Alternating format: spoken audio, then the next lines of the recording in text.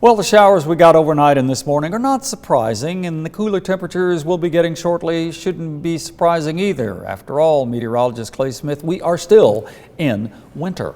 Yeah, you can fool me with that statement, Calvin. It certainly has felt a lot more like spring, especially the last couple of days. Of course, yesterday we hit 82, which was a new record for the month of February here in Chattanooga. And today we're already at 75, so I wouldn't be surprised if we push back into the 80s. In fact, it's 82 in Jackson, 81 in Montgomery, even Nashville at 79. And you can see where the colder air is located into the portion, the northern and western portions of the country. Of course, this cold front will pass through. Not really going to bring us some bitterly cold air, but it is going to turn cooler as we move into your Friday. So here's a look at your temperatures locally. Again, the winds are also starting to pick up out of the southwest, so it is going to be breezy again as we go into your afternoon, especially. 73 is the current temperature in Cleveland, 73 in Dayton, and 70 in Dalton. And of course, yesterday we hit that 82-degree mark, which was the new monthly record for February.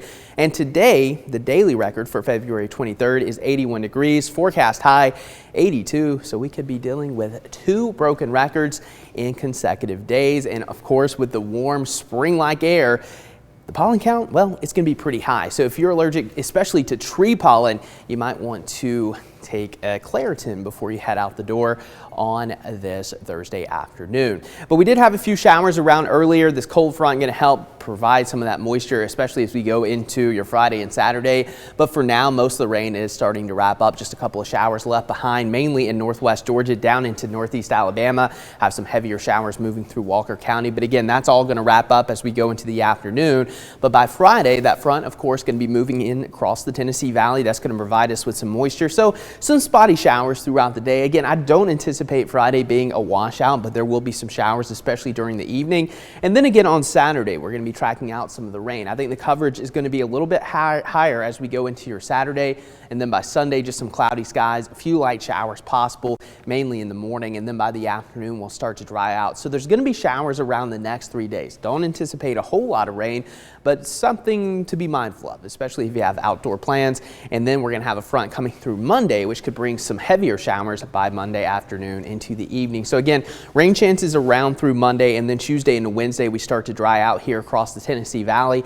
But let's turn our attention back to the warmth. Again, this month so far, we're about 6.5 degrees above normal. Our average high for the month, right around 62 degrees. That should be a little bit closer to 56. That average low, right around 40. That should be closer to around 35, 34, especially for this time of the month. But it looks like moving forward, we are going to turn cooler. With that being said, it's still going to be above average. Even with temperatures in the 60s Friday into Saturday, that's going to be about 5 degrees above normal for this time of the year.